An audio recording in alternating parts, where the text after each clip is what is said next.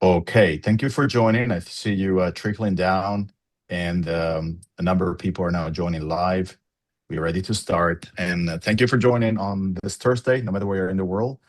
This time, very special occasion for me, as I'm hosting two colleagues from Micro One that I've been working with for a few months now, and I'll do proper introduction, and then we'll try to engage in a conversation about uh, the paper that I have written and co-authored and kind of what was the insight the paper was suggesting. So welcome to our virtual series of Micro One. I'm Mark. I'm the chief economist of Micro One, and I had the chance to work both with Ava and Liu through one of the projects that we ran in the past.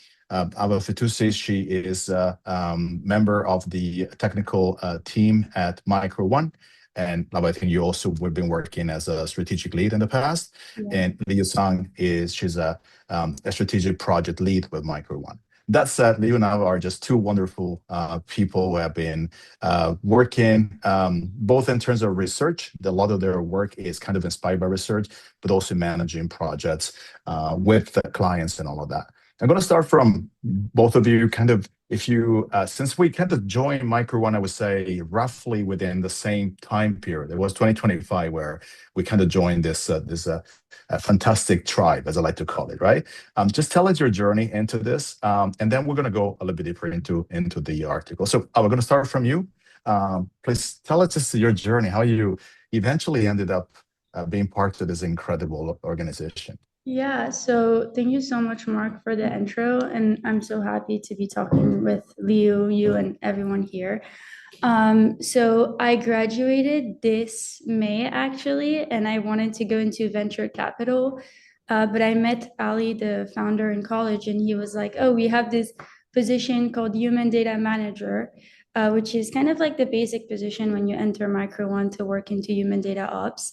And I joined the project. Funny enough, Liu was also on this project. It was a finance project, and you were also on this project. And then we all evolved in like into other positions. And yeah, and I was just I really wanted to keep doing research, and I'm a part of the technical team. So it's just been amazing since the start, honestly. It is. When I say this to people who don't know Micro One, they think I am over like inflating this, but that's the reality of working for a company like this. So I'm happy that the experience that you had is echoed by the experience that I had, and I love to hear your story, Liu. I think what we have in common is that we had Harvard as a background in common. You finished your PhD at Harvard not too long ago in economics, Yeah. and that's also where I got my training. So there was a lot of similarity when you joined. I remember how much I was cheering for another kind of Harvard member to join Micro One. Tell us your story. Yeah. Thanks for the warm introduction, Mark. I'm really excited to be here, by the way, talking about the research I've done with Eva. And I graduated 1.5 years ago from Harvard with a PhD in economics. So all my training was in research, but later on I got involved in the AI industry. I started as an expert, but I joined Micro One last summer. Uh, Fun fact, Ava was my first manager here, and now I'm so excited. We got to do a lot of things together. So as you both have said, like we were involved in the same project, a very interesting one that's research heavy, and Yeah, I truly enjoyed working here with the great people, and I truly admire our company culture, and the thing that we value first is human, right? So we put that's human right. first, and we care genuinely about expert experiences, and care about the work they do is meaningful.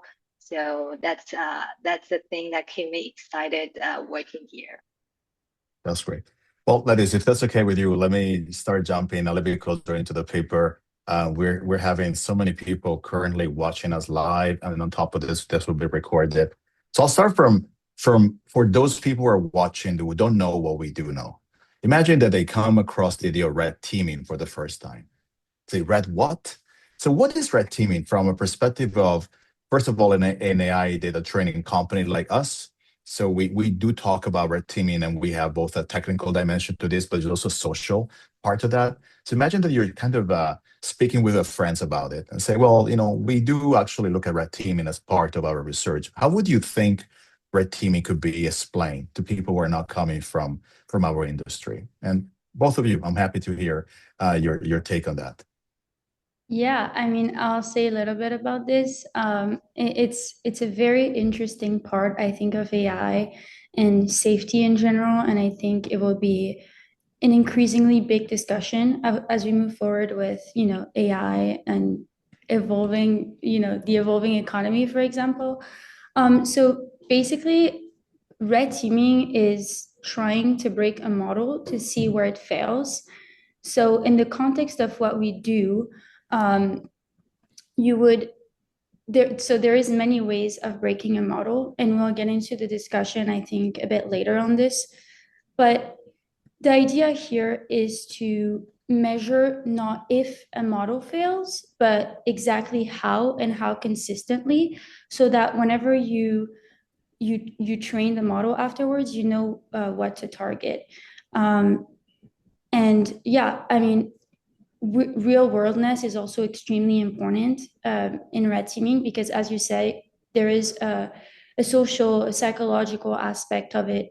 Different users, so you need to think, if a kid uses it, if parents use it, if a lawyer uses it, if someone Mhm, genuinely is thinking of doing harm, or if someone has mhm. no idea they might do harm. So it's an amazing area, I think, of human data. And yeah, it was amazing projects. Yeah. Leo, I love to have your thoughts, and if I can ask you for your thinking about red teaming, but equally expand it. The reason why I started the conversation on red teaming is because in your paper you found that the majority of the times, I think it was 58% across 5 different models, there was actually failure somehow, right? So yeah, Yes. just give us your sense about red teaming, and also maybe link that understanding that you have on red teaming to the finding that came out from the paper that you have published. Right. That's a great question. Linking to our paper, the empirical finding, as you just summarized, is that model failed, and they fail consistently across different kind of attacks. Because in red teaming, we use adversarial attacks from different angles to test if the model guardrails can still hold in face of those adversarial attacks.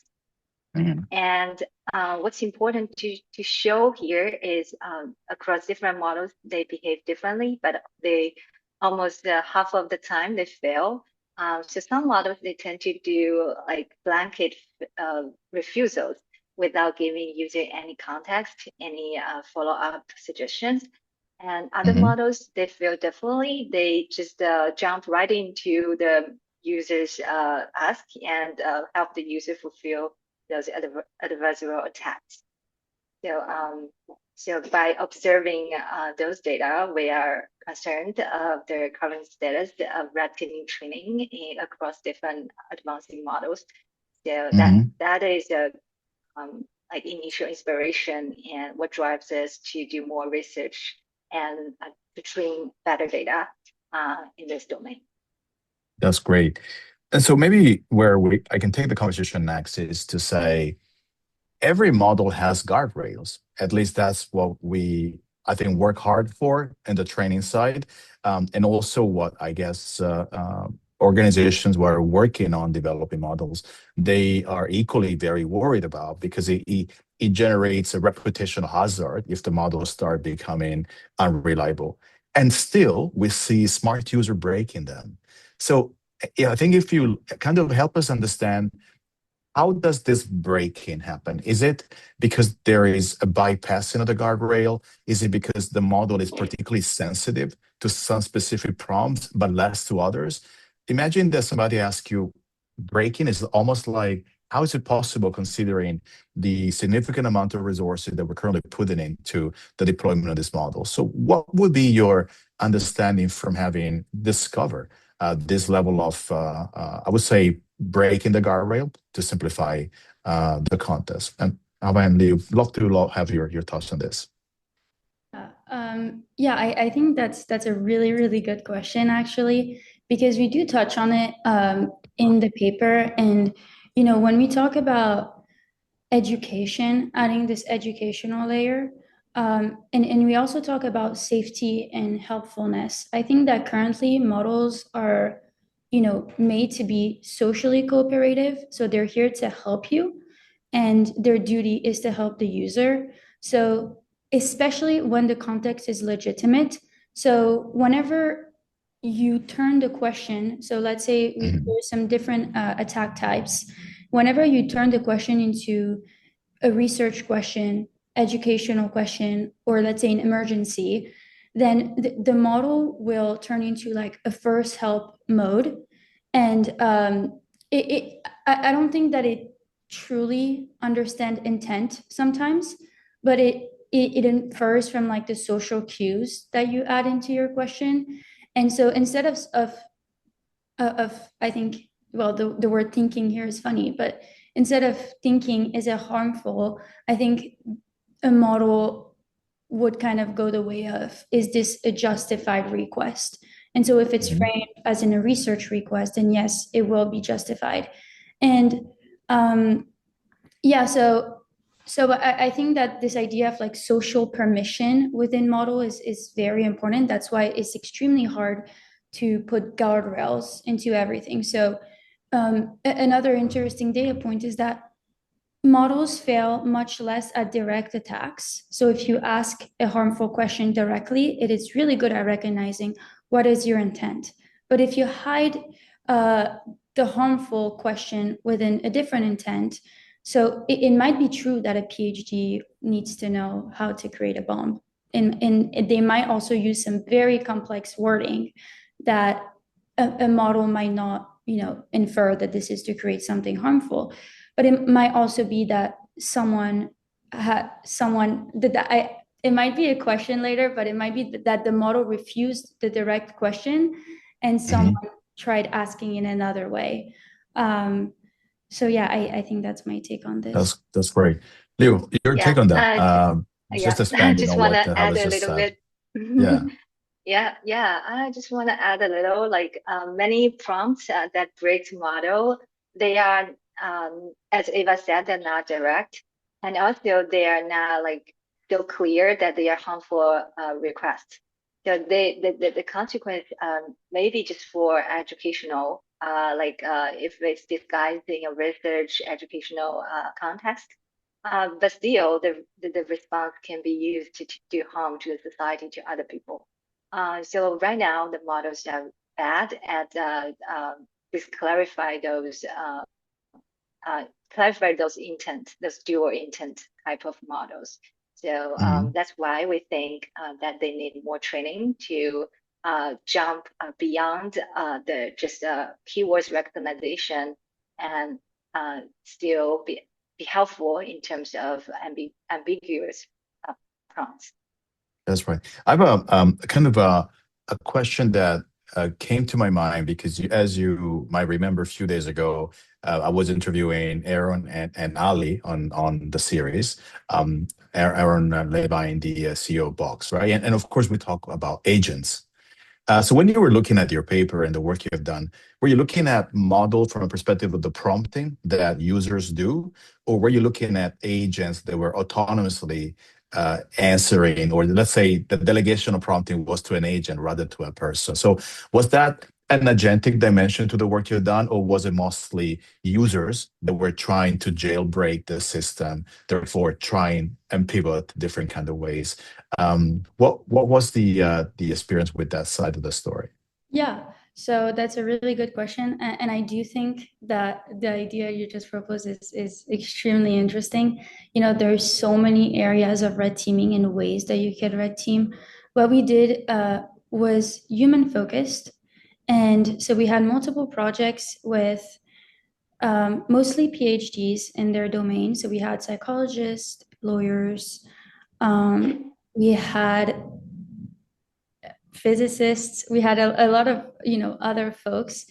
And yeah, so the different kinds of projects that we did was with either humans that are closer to what a a person would ask on a daily basis. So, you Mhm. don't need a PhD to necessarily ask a harmful question. But then, as I said, there is this layer of like asking a harmful question in extremely detailed, pushed academic words. So we also focused on that part. But yeah, it was prompting with humans that we did mostly. Mhm.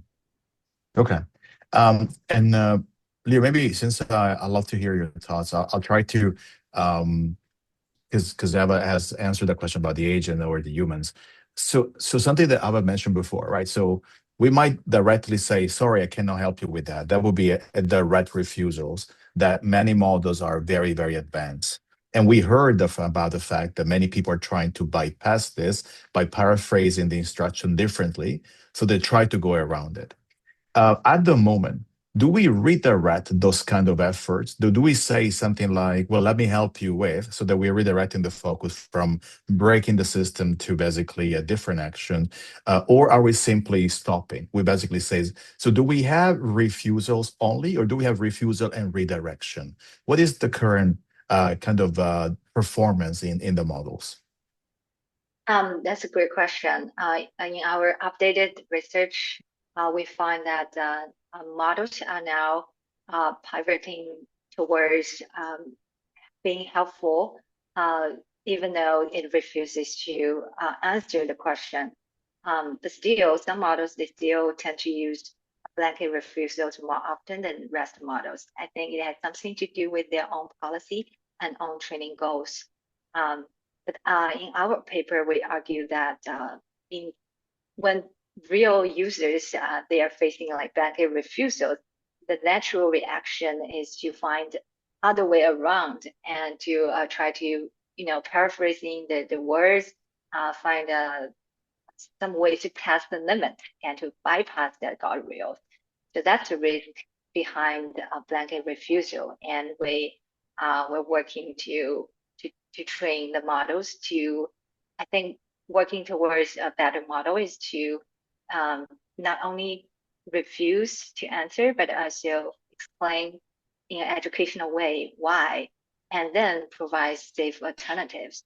And that echoes to why we need very good expertise from those areas, because Mhm. it is difficult to get a good safe alternatives that's still useful for people in some like complex scenarios, some like complicated legal scenarios, for example. So we need maybe lawyers with ample experiences and like chemists in the fields for so many years to give us the best possible safe alternatives to some problems. That's right. And so if I, ladies, can kind of build on this, right? And again, I'm trying to create some parallelism between what we heard in the conversation with Aaron and Ali in our conversation. One of the things that struck me a lot in the conversation a few days ago is the emphasis on the quality of data, right? It seems that no matter whether it's us at Micro One or Aaron at Box, the quality of data is becoming inevitably one of the most critical aspect of the function and the performance of a model. So is it true also for this case? Do you find that the quality of the data is the easiest way to mitigate the risk? Or do you find that in the specific finding of your paper, it wasn't enough? So how do you position quality of data in terms of the mitigation strategy for harmful, basically, attacks? Yeah, I think that's a great question. And I think that it's why having like great pipelines for the data and with our human data managers and having the system of reviewers. I mean, for red teaming, we had different systems in place, but I think that quality data is increasingly important. So as models just get trained on like, everything that's here, the top like let's say 10% that they need to learn, which in this case, it will be the extremely complex prompts, harmful prompts need to be, like the data needs to be extremely qualitative. So on our end, what it looks like is just hiring for very specific profiles based on what kind of prompt to rubric or golden response we want to write. But also, besides the hiring part and having someone that has all of this background, when you want to teach a model what is a safe and educational like answer here, then it cannot only be based on one expert's opinion, right? Because what is the, what do you mean by realignment, and how do you educate?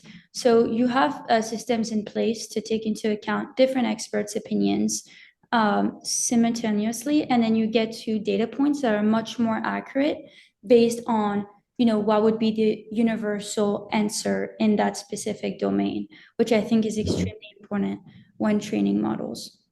Great, great. This is fantastic. One thing I want to tell you is over 200 people are currently watching us live. This is amazing, great number of attendees. And for those of you watching us live, we'll try to dedicate the last maybe 10 or 15 minutes of our conversation to the Q&A. So there's a dedicated part where you can put your questions. I know Sydney will also help me to filter that. And then we'll try to get the question directly to all of you. The question that I have for you about kind of building on what I've said before, right? Now, we mentioned harmful, but who defines what is harmful? And I would imagine, we're lucky at Micro One, we're working with several clients and several AI labs. So we're not necessarily monolithically talking only about one model. We always look at different models. And I guess there is consensus that many labs are sensitive about the conversation we're having today.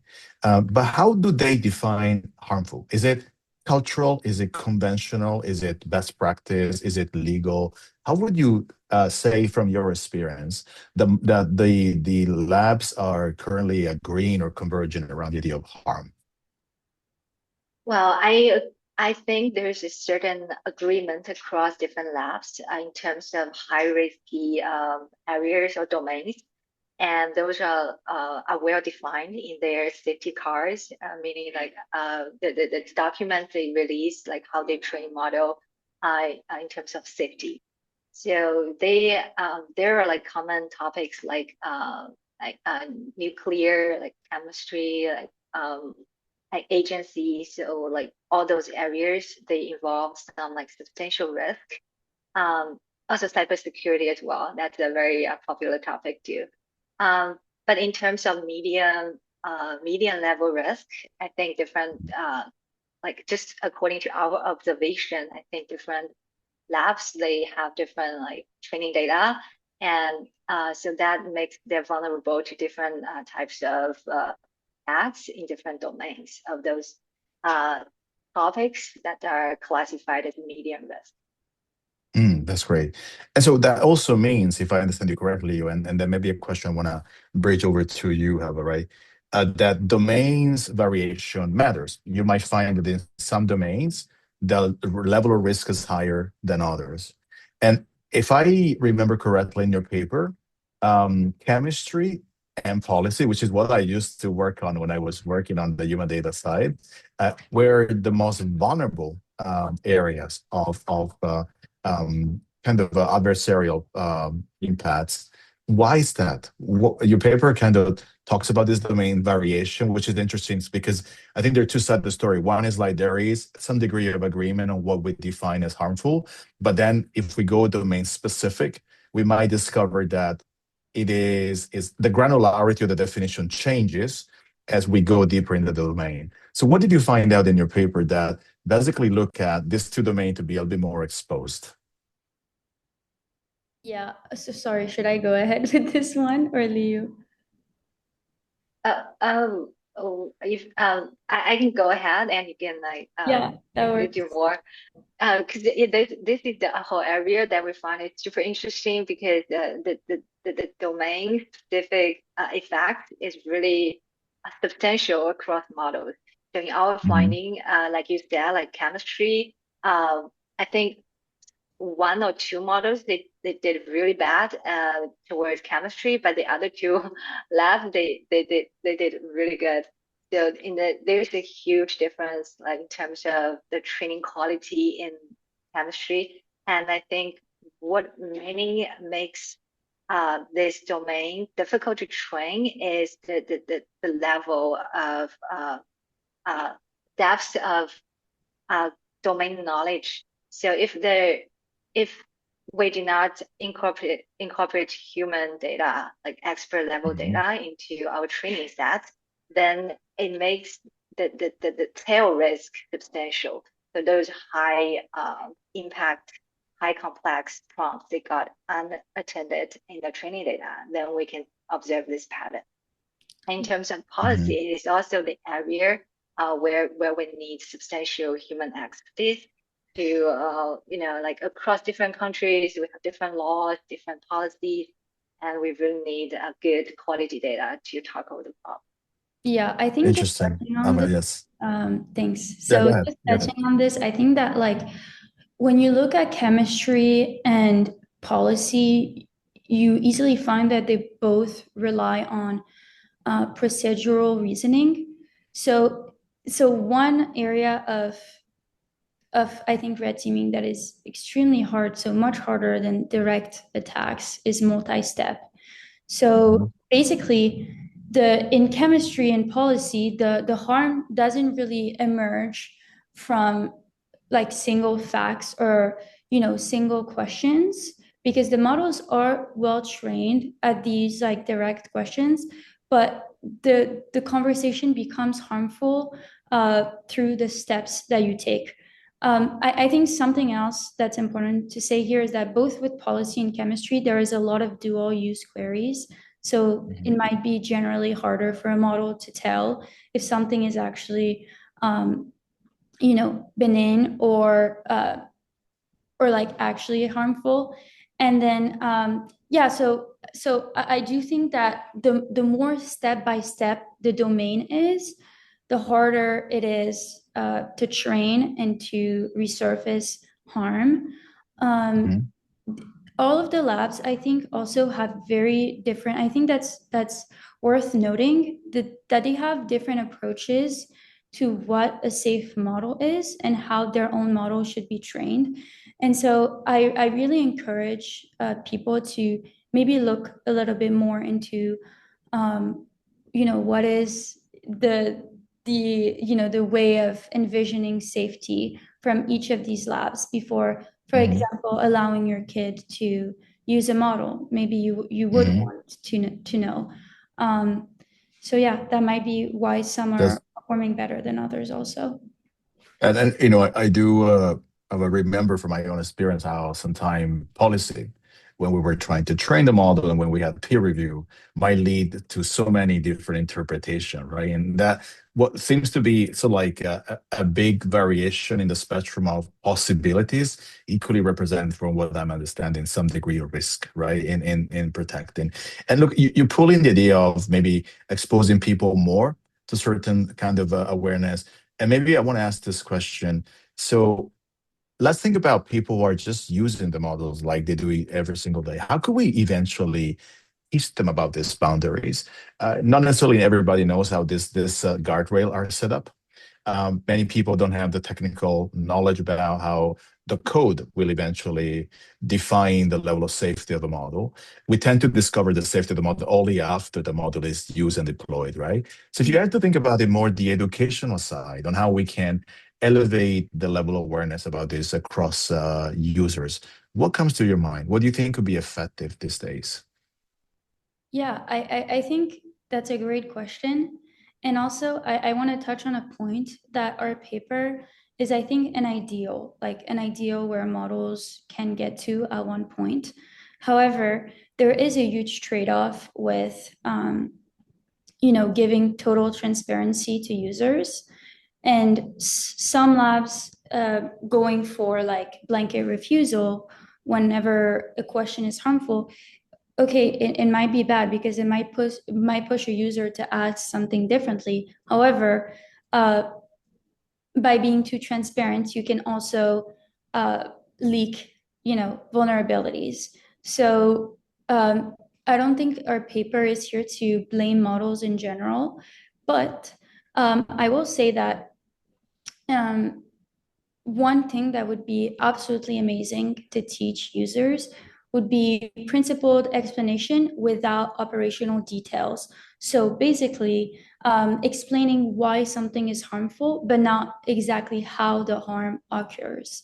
And so I do think there is a psychological thing whenever you refuse something to someone, they'll try to do it in another way, which might lead to increased actually jailbreak attempts in models because so I think this way of just explaining, hey, the question you're asking is harmful because, and not necessarily how exactly it is harmful, but you would explain the risks and not the instructions, and not necessarily give the instructions, which kind of like would explain to users what are the boundaries without explicitly telling them how to bypass.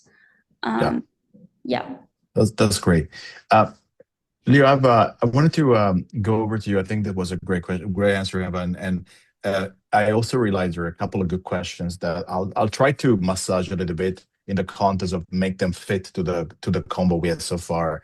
So there's a question from Ojasvi, right? And I'll try to take what I can take from your question, Ojasvi. We're not necessarily specific on specific labs, but there's a part of the question that says, well, when you're looking at the kind of the compliance that the model is following, so how the model is designed to operate in the presence of risk, do you find that the model are mostly oriented towards the value of the organizations in which they are basically part of? So that basically, if you're operating with, let's say, lab A, and you have in a set of values, the model will kind of reflect those values?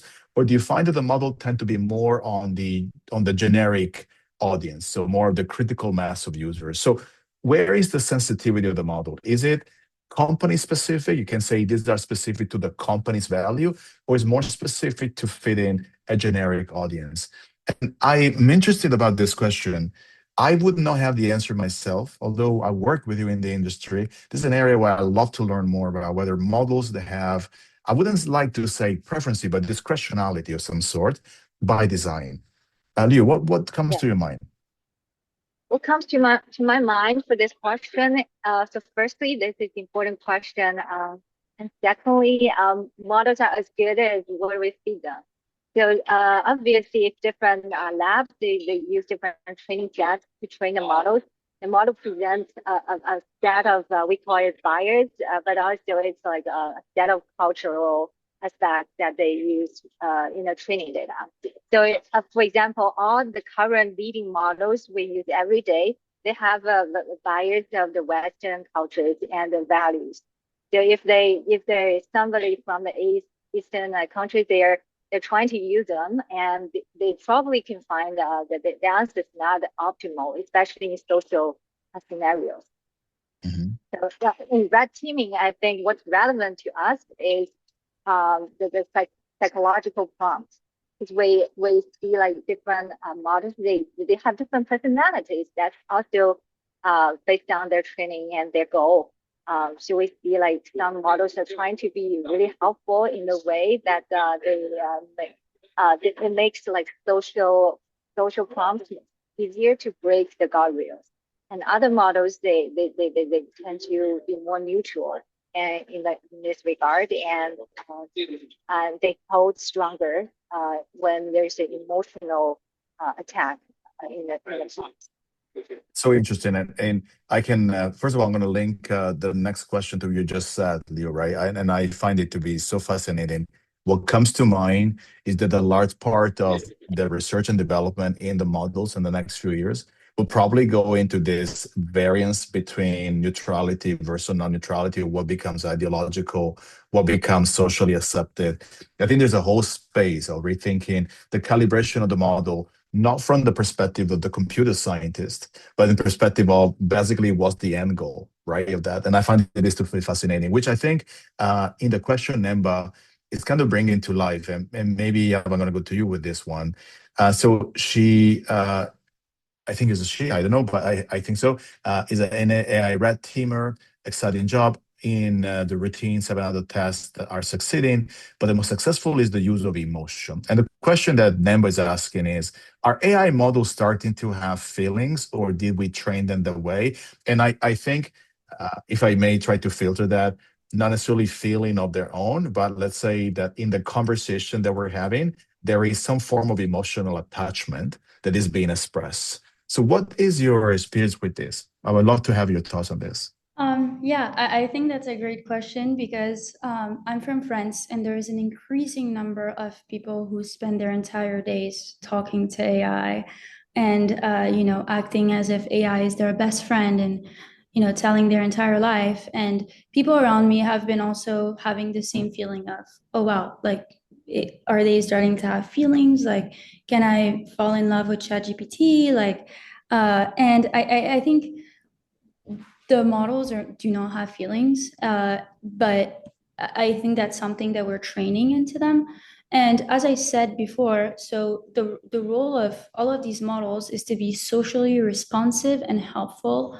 So any request so Nenba, I think I've worked with him, and I think it's a he. And It's okay. Okay. yeah, and basically any request that's emotionally framed, especially health, safety, or research, will be, I think, labeled high priority and legitimate. And I think also, especially health, health emergency, that the model might want to overly help. So the guardrails might be, I think, softer when it comes to health, because if it's an actual emergency scenario, and you ask the AI, then it will be, I think, their duty to reply. And so the model doesn't feel concern, but it predicts that the concern is expected. So it performs empathy, but it doesn't really feel empathy, and that's what we're teaching into them. So it's definitely pattern, like pattern recognition and reward optimization when it comes to these areas. So that's also why anything health related is also much harder to teach and add guardrails. Yeah.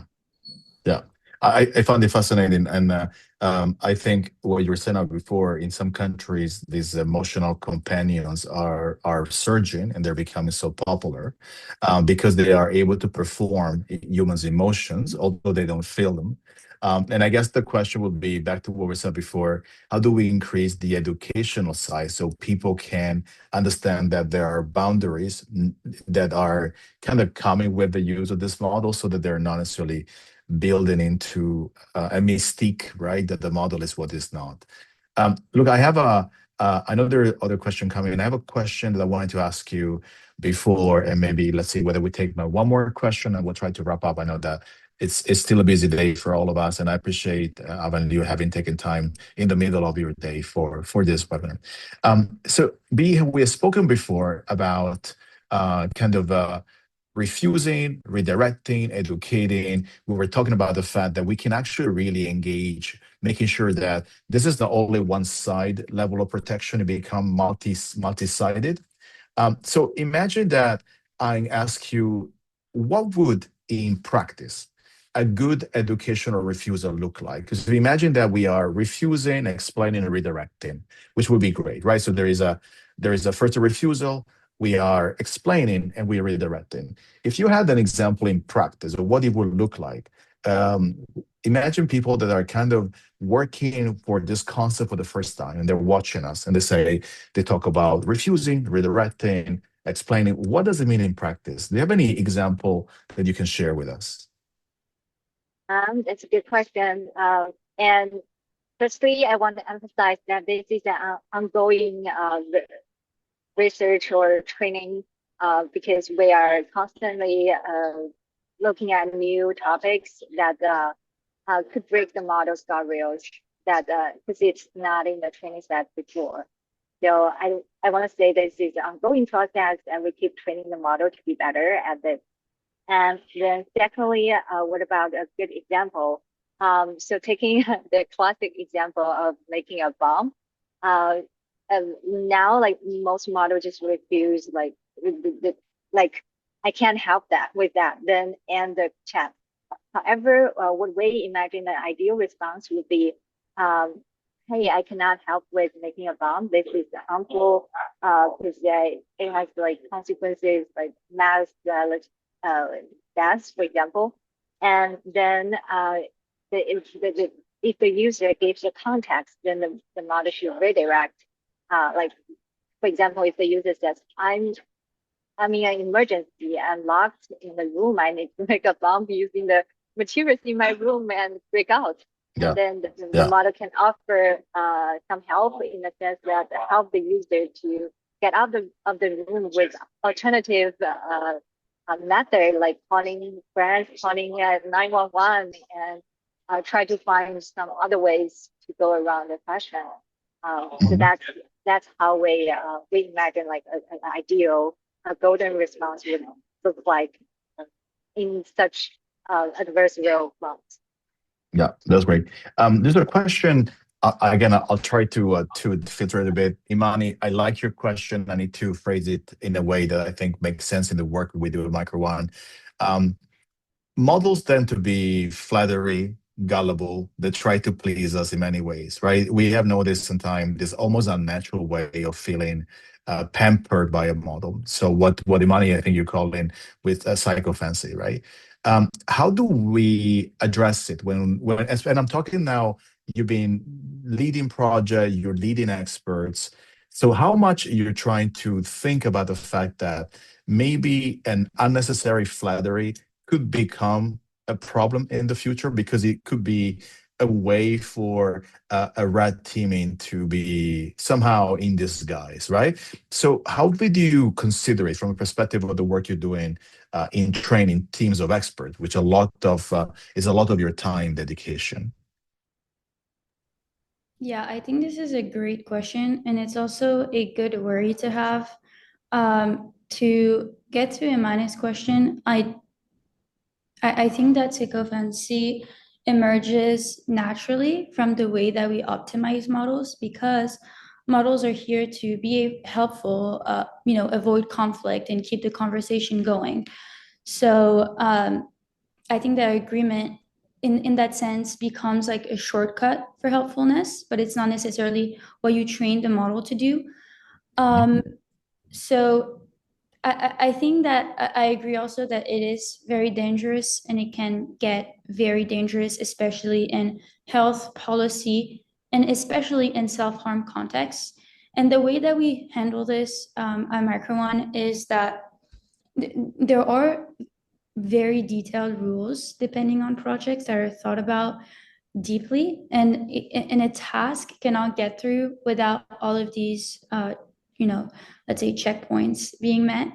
And so we test models. Whenever you create a task, you test a model and you see whether it fails or not and where it fails. So we would see where it agrees with incorrect premises, and we would also see whether it mirrors the user's opinion instead of correcting them. This is extremely important, especially in red teaming cases. And then we would also look at whether it escalates confidence whenever the user is wrong. So these are all things that we control on our end. But then again, it's I think it's an interesting problem because it's true that the models want to be helpful, so naturally they might be, they might agree more Yeah, because yeah. the intent is it's to make the user happy. Very interesting. So, Amalio, I am conscious of time and we're trying to keep it around the 45 minutes, so maybe I'll try to wrap it up. But the reason for that is there are many interesting questions, and I appreciate the one that are currently there from Lilith to Amanda to Laura. And the fact is, maybe we can use this question to animate another session where we keep on talking about red teaming. I think all in one session, it would not do justice to the size and the magnitude of the challenge that they're dealing with. Maybe it's a good kind of rain check for us to take those questions. And if any of you are part of the experts group, we have the dedicated Slack channel where this question can continue to be positive, right? And then we can look into this. Maybe a final question I have for both of you is like, after your paper, and I think we were publishing the paper on the website in December. The paper happened a few months before because you were collecting the data. Where is your research going from here? So where did you take that paper, or in other words, what's your next step in taking the paper to its next natural evolution? Love the idea that this is not just a one-off, but you keep on working on this. I think there's a lot of passion in the work you put into the paper. So yeah, what's the prospect from the paper until the next few steps? I'd love to hear from both of you, and it's my way also to wrap it up. So Liu, on your side. Yeah, of course, we'll continue doing research on this regard, and we also have our own red teaming projects that kind of inspired by the first project. So now we're at phase 2, and we're actually doing hiring expert level, PhD level experts, and they are trained to write good rubrics, good golden responses. So in this way, we hope those data could help us train the model, even locally. Our own small set of data, we want to train the model to be better. So it's like a verification of our strategy and to prove that we can improve the current models with our strategy and data. Great. And Nava, on your side? I think that's amazing. So yeah, I mean, projects are also a way to do research, I think, in real life, which is great. I think an area that we're also exploring is what are different ways to teach models, about safety. So, and I'm talking like at the data point level, like what is a better data structure, if there is any to teach models at a large scale. What are guardrails, and how can you actually, add this educational part, which is obviously really hard because there isn't one way to educate someone on a harmful question. So yeah, we're also exploring these different data structures, which is very exciting, and we might write another paper on this maybe. Of course. Well, ladies, first of all, thank you so much for making time. I know there was a back and forth in our Slack channel to make sure this day could happen, and that we could have a day where you could be on the series and talk about your paper. I'm happy that we did this. We had really an engaged number of attendees throughout the entire session, right? And so that means that, first of all, they came for you, and that's important for you to know, and they came to hear the story about your paper. And I think it's fantastic when research and the industry, they can work together. I think Micro One does this in an incredible way. It's such a joy that your colleagues, and that it's not the last time that we say goodbye. And it does happen sometimes with people that come to the show, but we work together. We're part of the same organizations, and now you make me feel jealous that we work in San Francisco. And I want to be there too, because I am frozen here in Boston, right? And so I probably need to break from the cold. Look forward to the opportunity to see you in person. But thank you for being with us today. This was great. I look forward to the recording, and to those of you that have been with us for the entire almost hour, thank you so much for trusting this virtual series. And Leo and Ava, see you next time. But thank you for being with us. I was very happy to see you both. Thank you, Mark, and thank you, everyone. Thank you, everyone. Thank you so much. Bye-bye, guys. Bye.